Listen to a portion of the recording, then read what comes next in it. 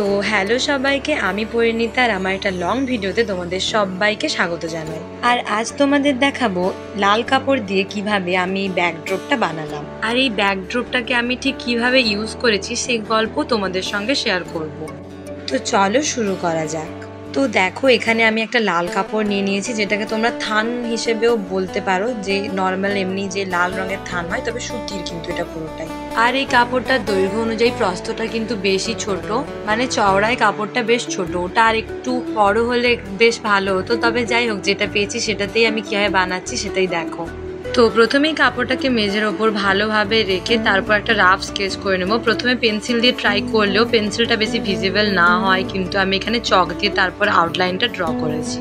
আর এখানে কালার করার জন্য আমি অ্যাক্রিলিক কালার আর তার সঙ্গে অল্প পরিমাণে মিডিয়াম ওয়ান মিশিয়ে নিচ্ছি। প্রথমটাতে কালারটা একটু কমই ঢেলেছি, কারণ কালার করতে করতে অনেক সময় কালার শুকিয়ে যায়, তো ওই জন্য আমি কম কম করেই ঢেলে করেছি।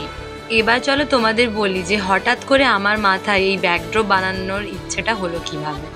তো আজ থেকে প্রায় 3 বছর মতো আগে একটা ইউটিউব শর্টসে আমি প্রথম দেখি যে এরকম একটা বড় ক্যানভাস কিনে তাতে প্রথমে পুরোটা লাল রং করে তার উপর কলকা করতে, যেটা সম্ভবত বাঙালি বিয়ের ফটোশ্যুটে ব্যাকগ্রাউন্ড হিসেবে ব্যবহার করা হবে, যাকে বলা হয় ব্যাকড্রপ। সত্যি বলতে প্রথম দেখে কিন্তু আমি একদম ক্রাশ খেয়ে যাই, কারণ তখন আমার কাছে এই কনসেপ্টটা একদম নতুন ছিল। ব্যাস সেই যে দেখেছি আর ওটা আমার এত ভালো লেগেছে, তবে থেকেই কিন্তু মনের মধ্যে এই ব্যাকড্রপটা বানানোর ইচ্ছাটা ছিল প্রবল। তখন তো আমার কাছে এত রঙও ছিল না, আর ছিল না এই ইউটিউব চ্যানেলটাও, আসল কথা আমার ফোনও ছিল না। তো যাই হোক, করব করে আজ ফাইনালি এটা বানাতে বসলাম, আর তোমাদের সঙ্গে শেয়ারও করতে পারছি। তবে ক্যানভাসে নয়, একটা লাল কাপড়ে। আগেই তো বললাম কাপড়টা বেশ একটু সরু, চওড়ায় আর বড় পাইনি, আর এর লেন্থটা রেখেছি আমার হাইটের থেকে একটু বেশি, যাতে এর সামনে দাঁড়িয়ে ছবি তুললেও ব্যাকগ্রাউন্ডটা দেখা যায়। তোমরা চাইলে কিন্তু প্রথমেই এত বড় কাপড় না ইউজ করে একটু ছোট লেন্থের কাপড়ও ইউজ করতে পারো, যেটা কিন্তু তোমাদের বসে কোনো অনুষ্ঠান বা ছবি তোলার ক্ষেত্রে ভালো হবে। তবে যদি তুমি দাঁড়িয়ে ছবি তুলতে চাও তাহলে কিন্তু তোমাকে একটু বড় রকম ব্যাকড্রপই বানাতে হবে, আর তার জন্য কাপড় বা ক্যানভাস দুটোই কিন্তু বড়ই নিতে হবে। এবার বলি আমি এখানে ক্যানভাসের পরিবর্তে কেন লাল কাপড় ইউজ করছি। দেখো, সাধারণত ব্যাকড্রপ ক্যানভাসে বানানো হলেও এখন তার পরিবর্তে আমরা এরকম কাপড় ইউজ করতেই পারি। আর এই লাল কাপড়ের ওপর ব্যাকড্রপ বানাতে গেলে কিন্তু অনেক রকম সুবিধাও আমরা পেয়ে থাকি। প্রথম কথা হচ্ছে, আমার পক্ষে এত বড় ক্যানভাস পাওয়াটা একটু মুশকিল ছিল। আর তারপর ক্যানভাস যখন আমরা কিনি তখন কিন্তু ক্যানভাসটাকে প্রথমে ভালো করে পুরোটা লাল কালার করতে হয়, যেটাতে কিন্তু সময় আর কালার দুটোই কিন্তু বেশি পরিমাণে খরচ হয়। আর এই ক্যানভাস কিনে তার উপর লাল রং করতে কিন্তু টাকাটাও অনেক বেশি খরচা হয়। আর সেখানে যদি কেউ একটা নির্দিষ্ট অনুষ্ঠানের জন্য বা আমার মতো কেউ ফার্স্ট ট্রাই করতে যায়, তাহলে কিন্তু ক্যানভাসের চেয়ে কাপড়ে করাটাই বেশি সুবিধে হবে। এক তো খরচাও কম হবে, আর যদি করতে গিয়ে কোনো রকম কোনো ভুল হয় তাহলে কিন্তু কাপড়টা চেঞ্জ করাও যাবে। আর এরকম থান কাপড় কিন্তু তোমরা যে কোনো লোকাল দোকানেই পেয়ে যেতে পারবে। এবার দেখো, আমি কিন্তু এই কাজটা শুরু করার আগে কি ডিজাইন করবো এটা কিন্তু মাথায় একবারও আমি ভেবে রাখিনি। মানে যখন ভাবতাম যে এরকম একটা ব্যাকড্রপ বানাবো তখন তো মাথায় বেশি গোলের ওপরই আইডিয়া আসতো, তবে যখন দেখলাম যে না, কাপড় অনুযায়ী কিন্তু এর ওপর কোনো গোলের ওপর কলকা ভালো লাগতো না, তো তাই আমি এরকম একটা বড় রকম আম কলকার আউটলাইন দিয়ে কলকাটাকে লম্বাভাবে দু সাইডে বাড়াচ্ছি। আর আমার কলকার হাত তো খুব একটা ভালো নয়, আমি এখনও শিখছি, মানে শিখছি বলতে কারোর কাছে নয়, এই যে প্রত্যেকটা জিনিসের ওপর নিজের মতো একটু একটু করে কলকা করতে করতেই তো জিনিসটা আরও ইমপ্রুভ করার চেষ্টা করছি। আর এইখানে মাঝের ডিজাইনটাতে যে আমি ভেতরে কি করেছি আমি নিজেও জানি না, আমার যেরম মনে হয়েছে আমি করে গেছি, কোনো কিছু ভাবিনি যে এইটার পর এটা দিলে ভালো লাগতো বা কিছু। আমার যেরকম মনে হচ্ছে ওরকমভাবে করেছি, যেখানটা ফাঁকা মনে হচ্ছে সেখানটা আমি সেভাবে করছি। তো পুরো ডিজাইনটা একদম পারফেক্ট হয়নি আমি জানি, একটু একটু ঘিচিপিটি হলেও খুব একটা খারাপ নয়। তোমরা কি বলো?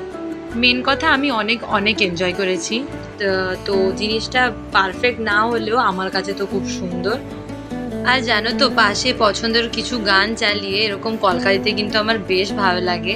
আমি আমার রং তুলি, আমার ক্যানভাস আর সঙ্গে পছন্দের গান সব কিছু মিলে যেন একদম একটা মনের মতো পছন্দের পরিবেশ তৈরি হয়ে যায়। আর দেখো, এখানে তোমাদের সঙ্গে গল্প করতে করতে আমার মেন ডিজাইনটা কিন্তু প্রায় কমপ্লিট, মানে বলতে পারো পুরোটাই কমপ্লিট, শুধু এবার ডট দেওয়ার পালা। আর আমি আগেও বলেছি আর আবারও বলছি, এই ডট দিতে আমার যে কি ভালো লাগে সে আমি বলে বোঝাতে পারবো না। আর দেখো, এখানে কিছু জায়গায় আমি তুলি দিয়ে ডট বসালেও কিন্তু এবার আজ একটু আঙুল দিয়েও কিন্তু আমি ডট দিচ্ছি। আর যেটা দিতে তো বেশ ভালো লাগছিল, আর এখন যখন আমি ভিডিওতে দেখছি তো এই জিনিসটা খুব ভালোই লাগছে। আচ্ছা, এবার আমি তোমাদের থেকে জানতে চাই যে তোমরা আমার লং ভিডিওগুলো কেন দেখতে চাও না। এটা জানতে চাইছি তার কারণ, যদি তোমাদের মনে হয় যে আমি ঠিকঠাকভাবে ভিডিও বানাচ্ছি না বা আমার কোথাও ভুল রয়েছে, তো তাহলে প্লিজ ওটা আমায় কমেন্টে জানিও, যাতে আমি পরের ভিডিওতে আমি আমার ভুলগুলোকে ঠিক করতে পারি। আর হ্যাঁ, কেউ যদি এতক্ষণ পর্যন্ত স্কিপ না করে ভিডিওটা দেখে আসছো তো তাদের জন্য অসংখ্য ধন্যবাদ, কারণ আজকের ভিডিওটা অনেকটা বড় হয়ে গেছে।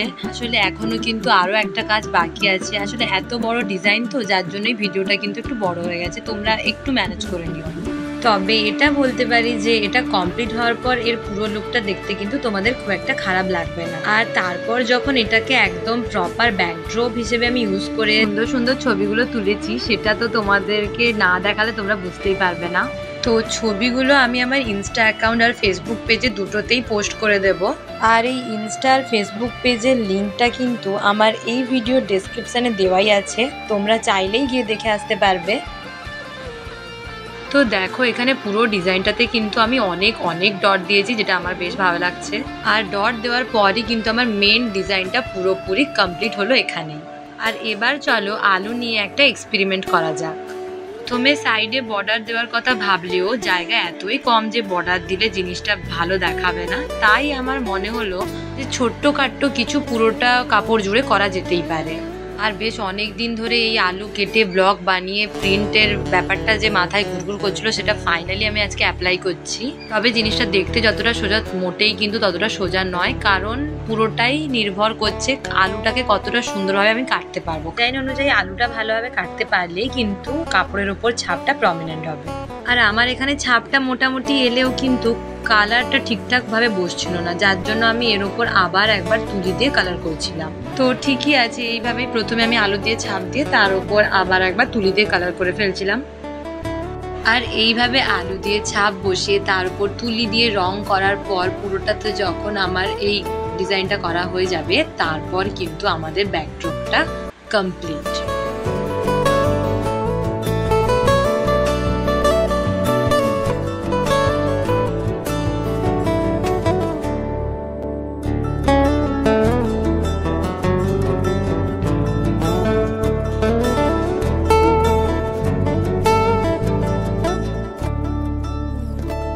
আর এবার দেখো আমি এটাকে কেমন ভাবে সাজিয়েছি, আর এটা কেমন লাগছে, ভিডিওটা কেমন হয়েছে, সবকিছু কিন্তু সবাই অবশ্যই আমাকে কমেন্টে জানিও। আর এরকম আরো নতুন নতুন ভিডিওর জন্য প্লিজ চ্যানেলটাকে সাবস্ক্রাইব করে যেও। তোমরা সবাই খুব খুব ভালো থেকো, দেখা হচ্ছে খুব তাড়াতাড়ি পরের একটা ভিডিওতে। আর আজকের মতো টাটা।